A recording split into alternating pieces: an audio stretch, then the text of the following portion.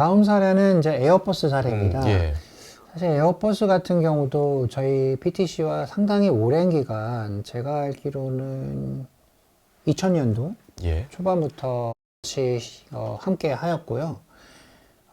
또 대부분 다양한 비즈니스 유닛에서 저희 PTC 윈치를 사용하고 있습니다. 여기 그림에 보시는 것처럼 그런 커머셜 에어크래프트, 네. 항공, 그 다음에 에어버스 헬리콥터, 그 다음에 우주산업, 그리고 디펜스. 이런 전체 분야에서 윈치 PLM을 지금 사용하고 있고요. 지금 현재까지도 계속 그 디지털 트랜스포메이션을 위해서 함께하고 있는 기업이라고 이해를 하시면 좋을 것 같습니다. 이 에어버스는 뭐 43 빌리온 달러의 가치를, 한국 돈은 얼마인지 하기 힘든데, 가치를 하고 있는 항공기 제조 선두주자이고요. 이 회사는 그 피닉스라고 하는 용어로 이제 통칭해서 PLM Harmonize Enhanced Innovation Excellence라는 기체하에서 이런 윈치 PLM을 통합해서 쓰고 있는, 통합한다는 게 이제 단순히 엔지니어링 부서뿐만 아니라 이런 제품을 만들기 위해서 관련된 모든 부서가 다 협업을 하면서 쓸 수 있는 이런 환경을 구성하고 있습니다. 그 항공산업 같은 경우는 사실 협업이 더 중요한 상당히 부분이죠. 중요하죠. 왜냐하면 저 비행기를 만드는 데서 뭐 한 군데서 저걸 다 만드는 것이 아니고 날개는 뭐 어느 나라에서, 맞습니다. 뭐 동체는 어디, 맞습니다. 뭐 엔진은 어디. 그래서 네. 얘를 나중에 결국에는 조합을 해야 되기 때문에 네. 서로 간의 협업이 제대로 이루어지지 않을 경우에는 이제 퀄리티에 굉장히 많은 그렇죠. 문제가 있을 수 있죠. 네. 중요한 얘기를 하셨어요. 그래서 사실은 우리 에어버스가 PTC와 함께 할 때 처음에 시작한 게 DMU부터 시작을 했습니다. 디지털 목겁.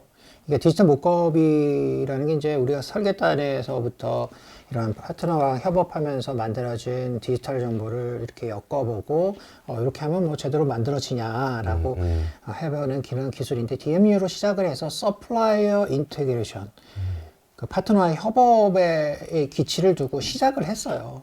그렇게 하다 보니까 이제 효과가 워낙 좋다 보니까 다양한 분야로 확대가 됐고, 또 저희가 이제 윈치를 더해서 캐드5라는 캐드가 있어요. 이게 네. 보면은 항공, 선박을 위해서 대용량 캐드를 핸들할 수 있는 크레어 툴이 있는데, 그런 캐드5로 시작을 했다라고 이해를 해주시면 될 것 같습니다. 제가 그 이런 항공산업 같은 경우 이제 협업이 되게 중요하다 이렇게 말씀을 드리면서 갑자기 생각이 났는데, 네. 그래서 윈칠이 더 각광받고 있는 게 아닌가, 좀 그런 생각이 좀 듭니다. 네. 어떤 측면에서? 왜냐하면 나라별로 이제 협업을 같이 해야 되기 때문에. 예. 분산 환경이란 아키텍처라든지 협업하기 위한 최적화된 성능을 낼 수 있는 그런 환경 역시 마찬가지로 제공하고 있죠.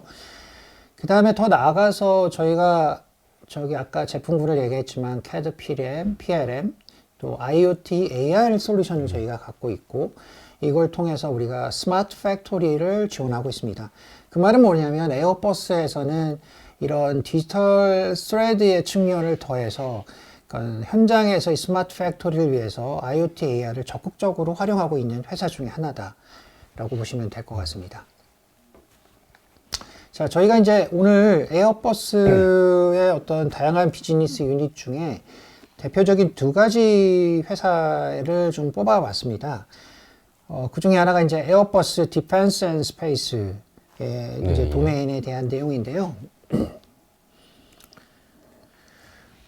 이 그 에어버스 국방 쪽 그리고 우주 산업 산업에 대한 부분에서 중요한 핵심 키워드는 무엇이냐면, 얘네는 퀄리티 하우스를 완성한 비즈니스 유닛이다.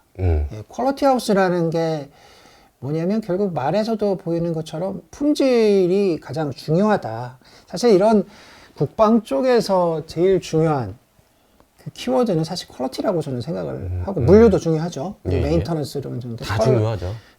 네.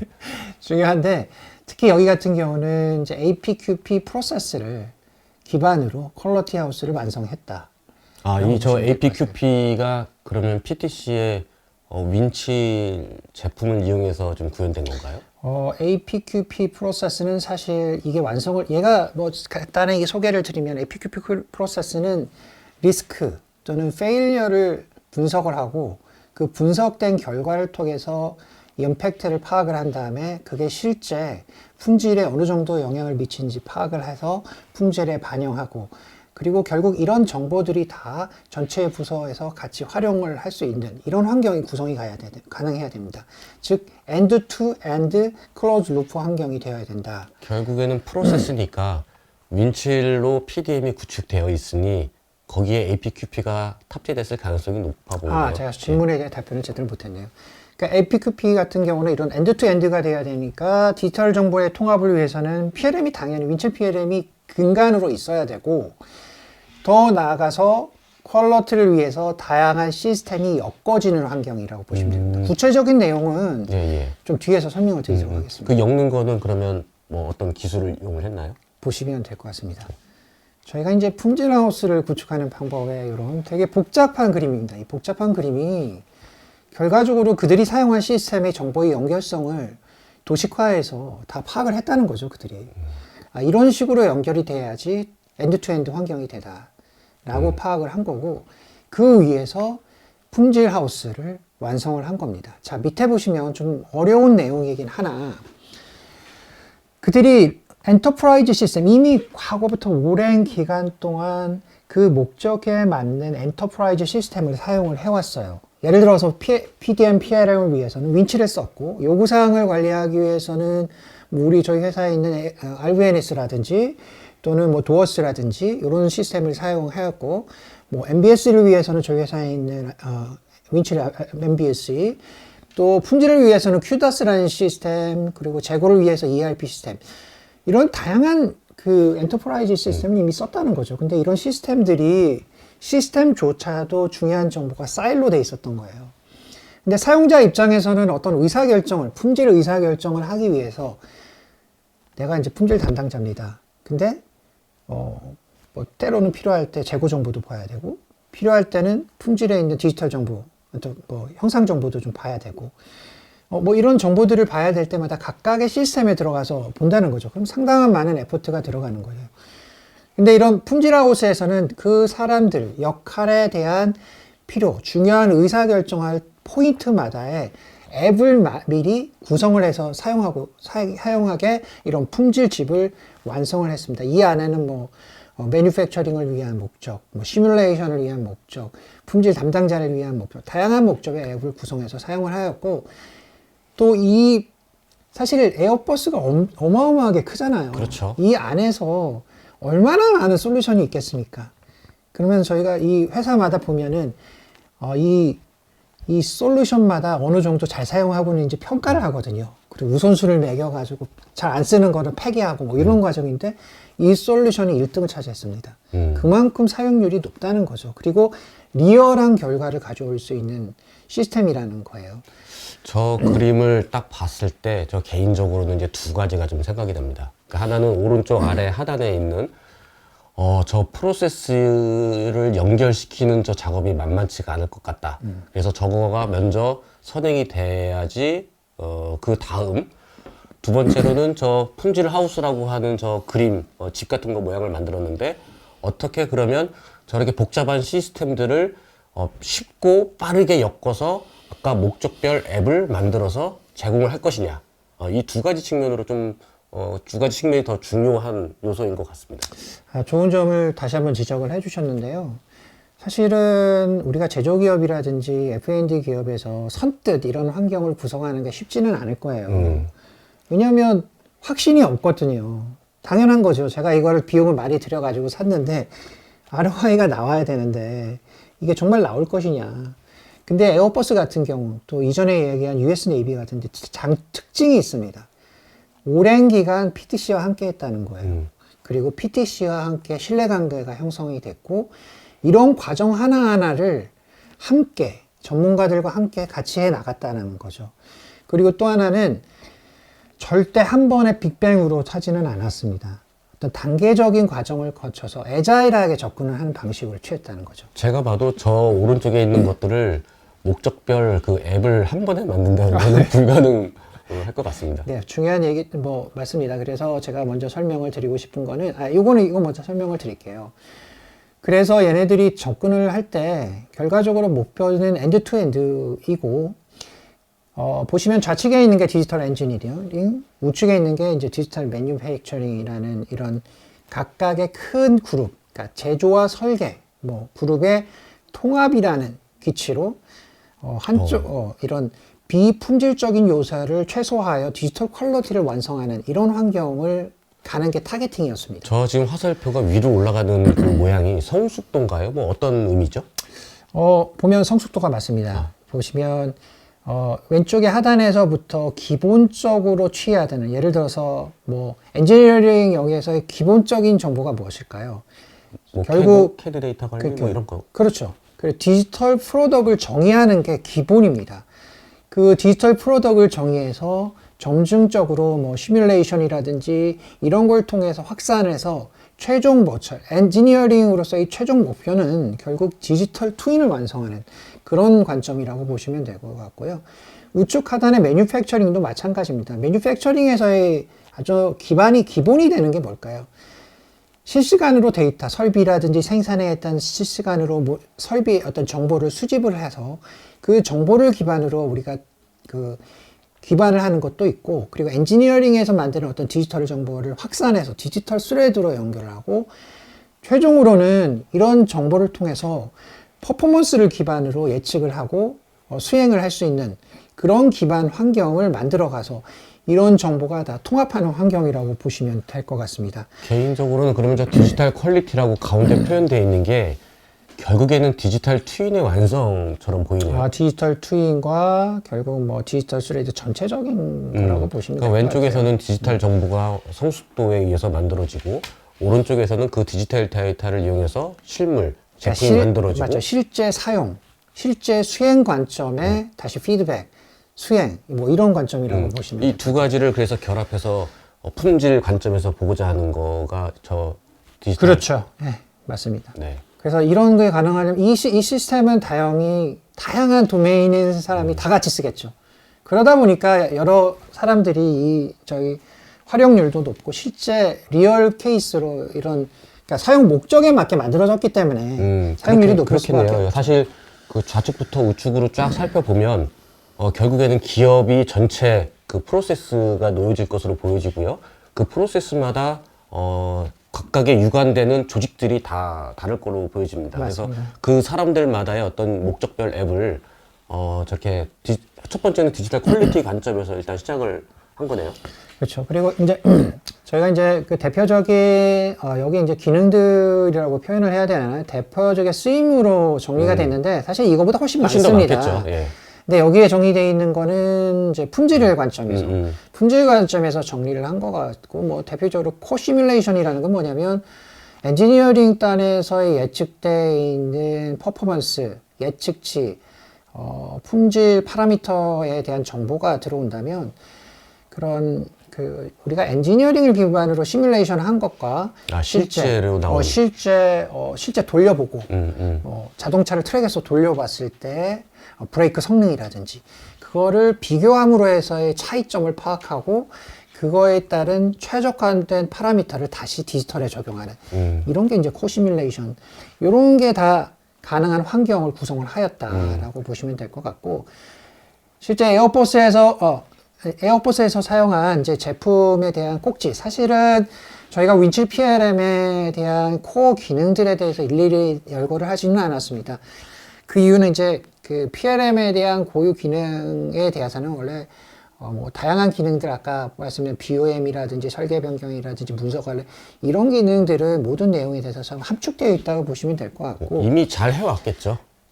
네, 맞습니다. 네, 이미 잘 해왔고 앞으로 어떻게 할 거냐를 고민을 해서 저런 것들을 만들지 않았을까. 네, 맞습니다. 뭐 잘해온 기능도 더 좋아진 기능이 있지만 지금 이제 짧은 제한된 시간 안에서 좀 효과적으로 좀 전달을 하는 목적에 좀 부합하게 좀 정리를 해봤고요.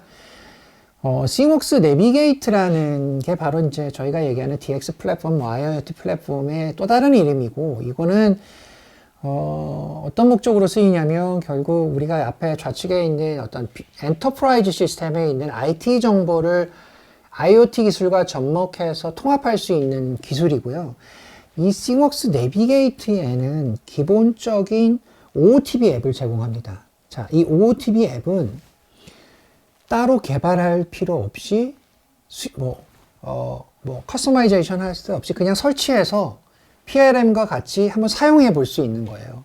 그 말은 뭐냐면 아까 우리가 퀄리티 하우스를 갈 때까지 에어버스나 USAB도 이런 처음부터 이런 거를 다 잘 되니까 구성했어요, 쓰겠어 이런 게 아니라 처음에는 단계적으로 싱웍스 내비게이트 이런 롤 베이스 앱, OOTB 앱을 사용해보고 효과가 나오네 해서 점진적으로 늘려가는 케이스다라고 생각을 하시면 될 것 같고, 이런 싱웍스 내비게이트는 기본적으로 저희가 윈칠 제품군에 있는 모든 정보, ALM, PLM, 그리고 그런 IT 데이터, ERP, MES와 같은 또는 SCM 간에 연결을 할 수 있는 어댑터를 제공하기 때문에 그런 환경, 엔터프라이즈 시스템의 연결성을 할 수 있는 기본 기능을 제공하고, 또 어떤 디지털 스레드, 저희가 이제 디지털 스레드라는 건 뭐냐면 우리가 엔지니어링 단에 있는 정보를 유관 부서에서의 확장, 예를 들어서 제조 현장에서의 어떤 제품 디지털 정보를 확인한다든지, 물류, 로지스틱 단에서의 어떤 상세한 정보를 본다든지, 서비스, 이런 데서의 전체적인 디지털 스레드에서 같이 활용할 수 있는 그런 기회도 제공하고 있고, 실제 아까도 얘기했지만 US 네이비에서의 엔다트 같은 경우 그 로지스틱 물류 할 때 어떤 기반이 되는 시스템이 이제 싱웍스 내비게이트고, 에어버스 같은 경우도 품질 하우스에 있던 기반이 되는 게 싱웍스 내비게이트다. 사실 그러면 이제 저런 그 시스템 혹은 이제 DT 관점에서, 그래서 일단은 R&D 중심이다, 지금 품질 중심이다 이런 것보다는 회사 전반적인 어떤 전체 관점에서 그걸 바라보고 추진하는 조직이 사실 고민을 해봐야 될 그렇죠. 내용처럼 보여집니다. 맞습니다.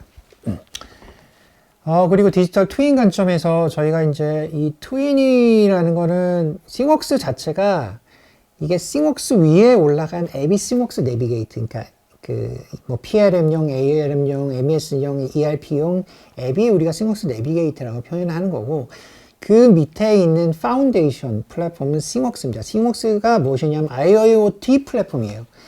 즉, 그 말은 뭐냐면 PLM에 있는 디지털 정보와 실제 현장에 있는 사용하고 있는 예를 들어서 터빈이라든지 무슨 엔진이라든지 이거를 안에 어떤 센서 정보를 읽어와서 실시간으로 상태를 모니터링하고 그걸 통해서 정확하게 제품의 정보를 파악하고, 이런 역할을 하는 게 그를 통해서 어떤 디지털 정보의 성숙도를 올리는 그런 역할을 하는 게 디지털 트윈 역할이라고 좀 보시면 될 것 같습니다.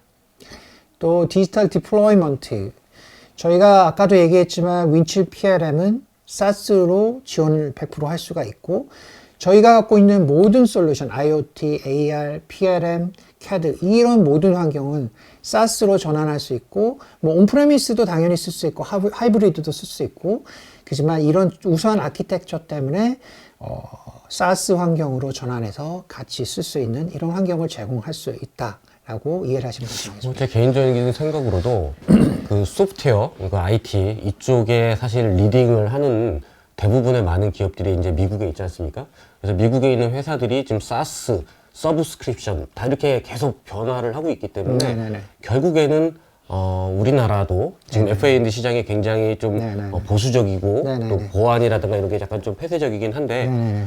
결과적으로는 향후에는 네네네. 뭔가 변화가 있지 않겠냐, 네네네. 이렇게 조심스럽게 조금 네네네. 이제 고민을 해봅니다. 네, 이 다른 FA&D 기업도 그렇지만 다른 우수한 선진 기업 같은 경우는 이런 싱웍스 내비게이트의 어떤 확장 전략의 단계적인 접근을 취한다. 그리고 그 과정 중에 하나가 말씀하신 이제 서플라이어 간의 협업, 그 포인트가 또 무시하지 못할 상황이기 때문에 그런 데 많이 사용하고 있거든요. 예, 그 서플라이어와의 협업은 아까 말씀드렸던 것처럼 현재 우리나라 FA&D에 있는 기업들이 좀 고민하고 있는 내용으로 보여집니다. 네네네. 자, 그리고 또 하나는 이제 아까도 말씀드렸다시피 에어버스의 그 품질 하우스, 퀄리티 하우스에서 중요한 포인트 중에 이제 품질입니다. 이 리스크 앤 릴라이어빌리티는 실제 그 US 네이비에서도 잠깐 이제 멘트를 드린 것처럼 이게 결과적으로는 우리가 뭐죠? 이제 이런 FAND에서 제일 중요한 게 메인터넌스, 그 다음에 가동성, 그 다음 준비 태세, 이런 부분이 상당히 중요하거든요. 그런데 결과적으로는 그 제품을 만들면 또는 무기 체계를 만들었을 때 중요한 게 이런 무기 체계의 신뢰성을 확보를 하지 않으면 안 되는 부분입니다. 그리고 이런 무기 체계가 어느 정도의 어떤 생애 주기를 가지고 있고 이 생애 주기 동안 비용이 얼마나 발생할지, 그리고 어떤 FMA 분석이라든지 이런 신뢰성 분석이 상당히 중요하게 생각을 하고 있고, 여러 나라에서의 국방부에서는 이런 우리가 아까 얘기한 이게 이제 리스크 앤 릴라이빌리티인데 과거에는 렐릭스라는 명칭으로 쓰인 이런 제품을 실제 많이 OEM사랑 같이 협업을 해서 제품을 만들었을 때 이런 렐릭스에서의 어떤 신뢰성 정보를 레포트를 활용해서 같이 첨부해서 이제 딜리버리하는 이런 오늘 이제 참석하신 이제 대부분의 이제 이 고객들이 FAND 쪽에 계신 분들이기 때문에 네네네. 사실 저 부분은 저희가 이렇게 설명을 안 드려도 네네네. 대부분 다 알고 계신 제품이라고 생각이 됩니다. 아, 그런가요? 예, 그리고 특히 이제 저런 렐릭스 같은 제품은 이제 국방부라든가 이런 데 이제 제출할 때 맞습니다. 표준처럼 맞습니다. 되어 있기 때문에 네, 맞습니다. 네. 사실 저 안에 라이브러리들이 굉장히 풍부하게 많이 구성이 돼 있어요. 그 신뢰성을 위한. 네네. 그래서 요거는 이제 다음으로 좀 넘기시면 좋을 것 같습니다. 아, 그리고 하나만 좀 말씀을 드리면, 보통 이런 사용하시는 분들이 우리 FME 분석을 할 때라든지 이럴 때 BOM을 구성을 하거든요. 이제 개별적으로 구성하는 경우가 있는데, 이 시스템 마찬가지로 윈칠 PLM에 있는 제품 구성, BOM과의 연계가 되어 있습니다. 저 PLM에 있는 제품 구성을 그대로 가져와서 그대로 사용할 수가 있다는 부분 하나하고, 렐릭스, 여기, 그러니까 리스크 앤 릴라이빌리티 모듈에서 어떤 우리가 신뢰성 분석하는 과정에서 문제가 발생하거나 이슈, 리스크가 판단됐을 때는, 내부적인 프로세스를 통해서 윈칠 PLM에 있는 품질 프로세스를 통해서 설계 변경에, 그러니까 제품의 설계 변경에 반영할 수 있는 게 다 엮여져 있습니다. 그것도 하나 참고로. 카파 이런 프로세스. 네, 맞습니다. 예, 예. 예, 예. 자, 카파 프로세스를 얘기하셔서 이제 아까도 말씀드렸다시피 아까 얘기한 거는 지금 신뢰성 분석하는 모듈이었고요. 지금은 윈칠 PLM에 하는 퀄리티 솔루션이 있습니다. 이 퀄리티 솔루션 안에는 ISO 표준 프로세스를 내장하고 있어요. 얘가 하는 역할은 뭐냐면 회사의 내부 또는 외부, 즉 내부에서의 품질 검사를 했을 때 불일치에 대해서 프로세스를 태우고 설계 변경을 한다든지, 또는 고객의 컴플레인에 의해서 컴플레인 프로세스를 기록을 하고 검증한 다음에 설계 변경에 반영한다든지, 그런 어떤 오디트를 한다든지, 이런 프로세스가 다 내장되어 있다고 보시면 될 것 같아요. 그리고 이게 이제 단순히 내장됐다라는 개념보다는 이런 프리디파인된 표준 프로세스를 통해서 활용할 수 있다는 것 하나, 그리고 품질을 위해서 전용 게이트웨이, 전용 환경이 갖춰져 있기 때문에 품질에 집중할 수 있는 이런 환경을 제공하고 있다라고 보시면 될 것 같습니다. 좀 정리를 하면 결국에는 PLM을 백본으로 한 저런 카파라든가 그 다음에 부적합, 그 다음에 불만, 이런 여러 가지 그 프로세스 이들이 그 윈칠에 탑재가 돼 있고, 결국에 그 프로세스의 지향점은 클로즈드 루프 퀄리티다. 그렇죠. 예. 아까 말씀하신 것처럼 우리가 이제 시스템이 분리가 돼 있다. 또 렐릭스라든지, 또 윈칠 PRM이라든지, 싱웍스 내비게이트라든지, 그 외에 또 뭐 있죠? ERP 시스템, MES 시스템. 이런 것들에 대한 정보가 서로 잘 통합이 될 수 있어야만, 개별적인 역할에 있는 사람들이 그 목적에 맞게 내가 원하는 정보를 잘 적시해 확인하고 신속한 의사결정을 통해서 회사의 어떤 개별적인 상황에서는 작업자의 생산성을 향상시키지만 그 회사 전체에 봤을 때는 이윤을 극대화할 수 있는 하나의 방법이 될 수 있으라고 봅니다. 네. 자, 이번에는 저 에어버스 헬리콥터 사례입니다. 그 에어버스 헬리콥터도 뭐 에어버스 비즈니스 중에 하나인데, 제가 이제 이 에어버스 헬리콥터를 선택한 배경은 사실 윈칠 PLM을 사용하는 입장에서 상당히 오랜 기간 좀 사용을 해왔고 잘 쓰고 있습니다. 근데, 제가 이걸 하게 된 배경은 좀 MBSE, 즉 시스템 엔지니어링 관점에서, 이 헬리콥터에서 잘 사용을 하고 있고, 단순히 에어버스 헬리콥터 뿐만 아니라 F&D의 다양한 분야, 사실, 뭐 US 네이비뿐만 아니라 다양한 뭐 유럽이나 미국 분야에서는 이런 시스템 엔지니어링 부분이 화두가 돼서 지금 사용을 적극적으로 하고 있는 상황이기 때문에 소개 차원에서 한번 좀 선택을 하게 되었습니다. 뭐 이런 시스템 엔지니어링이라는 게 한국에서는 좀 쉽게 접근할 수 없는 부분이 많고 그런 부분에 왜냐하면 이제 회사 내에서 이런 MBS를 적용을 하려고 하다 보면은 단순히 툴을 뭐 적용한다고 해서만 뭐 되는 부분은 저는 아니라고 보긴 합니다. 우리나라 같은 경우는 조금 되게 이제 빠르게 그러니까 준비하는 과정도 물론 중요하고 또 많이 과거보다는 많이 바뀌긴 했지만 좀 더 문제를 빨리 해결해서 개발하거나 뭐 이런 관점으로 좀 많이 좀 하고 있고 미국이나 유럽 같은 경우는 이제 사전에 그 유스 케이스라든가 뭐 여러 가지 상황들, 컨디션이라든가 이런 것들을 되게 많이 좀 시스템 레벨에서 접근을 좀 네. 하고 있는 그 네. 차이가 좀 있지 않을까 싶습니다. 네네.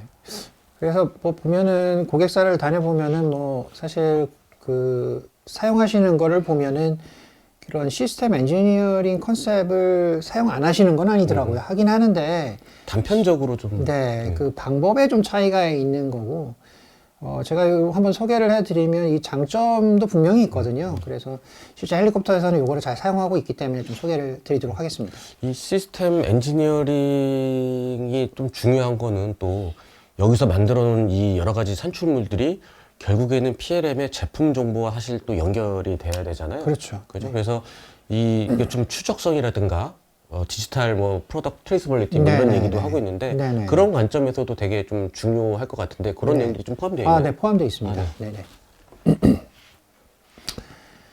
자, 이 에어버스는 뭐 보면 개발에서부터 생산 서비스 지원까지 전체에 대해서 윈칠 PLM을 지금 잘 쓰고 있는 회사이고, 이제 앞에서도 설명을 드렸다시피,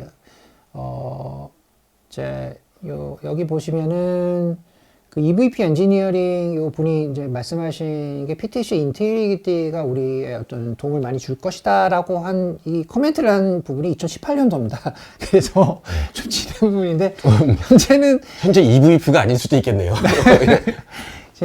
이 용어가 좀 바뀌어서 인테그리티라고 안 쓰고 이제 저희는 이제 윈칠 이제 RVNS, RVNS, 예. 그리고 윈칠 MBS라고 인테그리티라는 제품 안에 이제 그런 이제 RVNS와 예, MBS가 그렇죠. 다 예. 포함이 되어 있는 거고 지금은 잘 사용하고 있다라고 좀 그렇죠. 윈칠 RVNS 윈칠 모델러 이렇게 제품이 나왔죠. 네, 모델로 예. 맞습니다.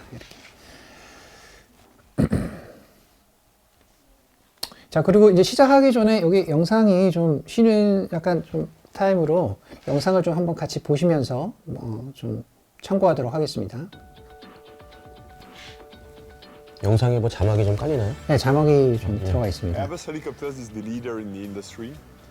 We have 12,000 helicopters flying around the world. 이 부분이 아까 3,000 그래서 customers in EVP. 150 그 countries. 코멘트를 하신 The beauty 분이시고요. of our product is that it serves our customers for a wide variety of missions. 이 안에 내용에 보시면 Public 제가 이제 services, 설명은 안 customer 드렸지만 transport, oil 그 and 전체적인 gas, 윈칠 VIP, PLM을 사용하는 그러니까 코어 부분에 대해서 그런 내용들이 좀 포함되어 있습니다.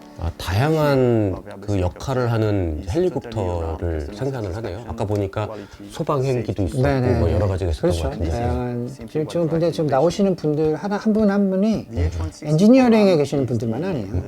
그러니까 각각의 도메인에 있는 모든 분들이 이 시스템을 사용하기 때문에 그분들이 한 분 한 분 나와서 어떤 이런 효과에 대해서 윈칠 PLM을 사용한 것에 발생하는 자기 이제 도메인에서의 효과에 대해서 좀 말씀을 하고 계시죠. Which is supposed to do everything. All the missions, all type of customers, everywhere in the world. So it's a very ambitious program. Winchill PLM 요즘 technology 또 새로운 was 부분인데. absolutely necessary 에어버스 to PLM이라고 아예 이렇게 with the 로고로 design 박았네요. and 그렇죠. 영상 잠깐 support 지나가긴 했는데. solutions. 고객분들 PLM 적용할 때마다 뭐 기존에 뭐 핀치시 윈칠보다 PLM보다는 이제 그 나름의 시스템 이름을 정해서 쓰는 경우가 대부분 많으니까요. All of them aiming at ensuring an on-time entry into service of the program. The first benefit is concurrent 여기 engineering. 이제 윈칠 PLM의 BOM 정보를 보는 화면이라고 보시면 되고, 이렇게 이제 뭐 엔터프라이즈 비주얼라이제이션, 경량화 정보 보는 기능도 있습니다. 정량화는 굉장히 필수적일 것 같아요. 헬리콥터 저거 캐드 데이터가 워낙 방대할 것 같은데, 그러니까요. 예, 유관 부서들이 같이 이제 협업을 하기 위해서는 그런 정량화된 어떤 비주얼라이제이션 서비스가 좀 필수적인 부분일 것 같습니다. 저희가 이제 디지털의 어떤 연속성 측면에서 이런 디지털 정보가 엔지니어링에서만 제한을 되면 안 되니까요. 네네. 이런 모든 제품 정보, 우리의 제품을 정의하는 게 BOM이 중요하고, BOM에서 항상 따라 붙는 게 이런 모델 정보입니다. 모델이라는 게 이런 3D 모델 형상 정보도 하나의 그 모델 정보의 하나이기 때문에 이 에어버스 헬리콥터에서 우리가 좀 눈여겨볼 만한 특징적인 뭐 어떤 사례 좀 뭐가 있을까요? 사례라고 하시면 어떤 그러니까 이제 좀 키가 된 MBSE.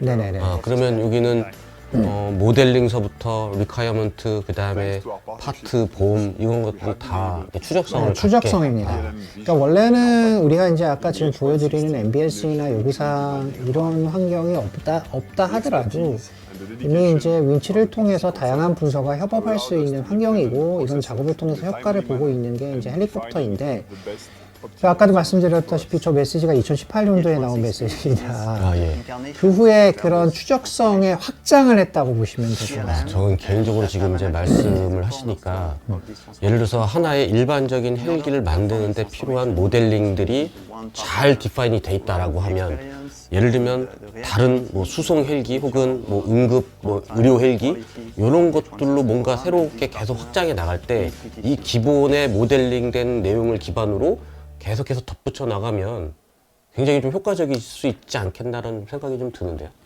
네, 아주 중요한 부분을 멘트를 주셨습니다. 그게 그래서 필요한 게 MBS이고 요구사항 관리입니다. 그래서 원래 이런 FAND에서 제일 중요한 게 고객의 요구사항이거든요. 이게 제품을 만들 때 요구사항이 제품마다 워낙 다양한 경우가 많이 있습니다.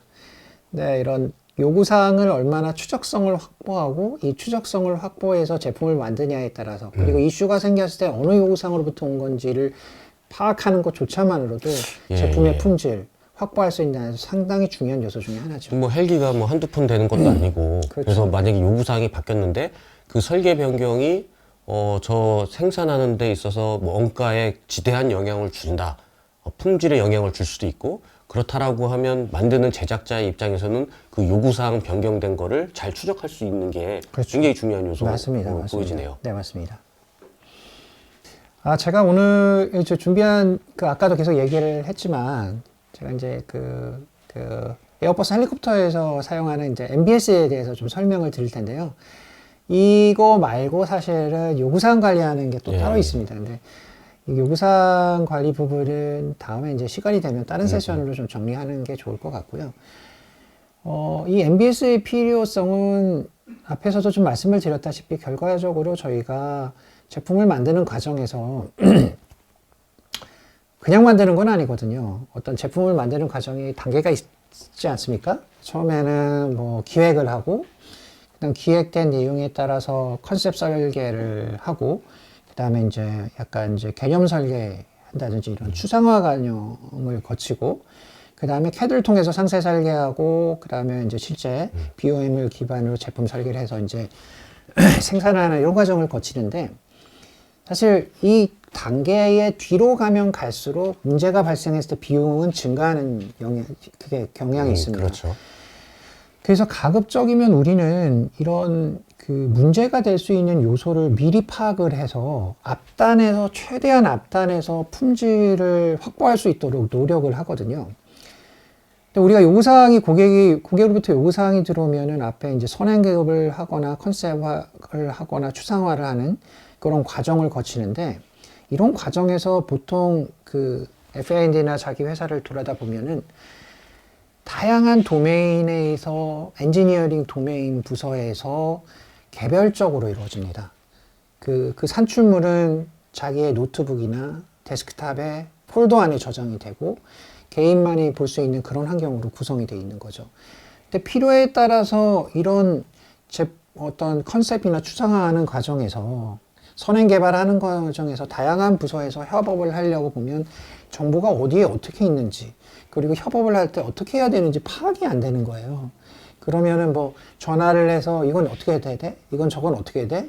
그런 과정을 한다든지, 또 만약에 필요해서 협업을 한다고 하면 TFT를 구성을 한다고 하더라도 그때 필요한 산출물로 정리가 될 뿐이지 재사용을 할 수 없는 이런 문제가 발생을 합니다. 자, 그래서 이런 MBSE의 장점은 무엇이냐면, 이 MBSE는 CSML이라고 하는 공통의 언어로 표현을 할 수 있는 모델링 기법을 사용하고 있어요. 우리가 뭐 UML에서 보면 블록 같은 거 있어요. 클래스 다이어그램이나 다이어그램들이 그렇죠. 많잖아요. 그렇죠. 뭐 시퀀스 다이어그램도 있고 유스케이스 다이어그램도 맞습니다. 있고. 예. 근데 CSML 같은 경우는 이 시스템 엔지니어링을 위해서 어떤 다이어그램을 표준화해서 정리를 한 거고요.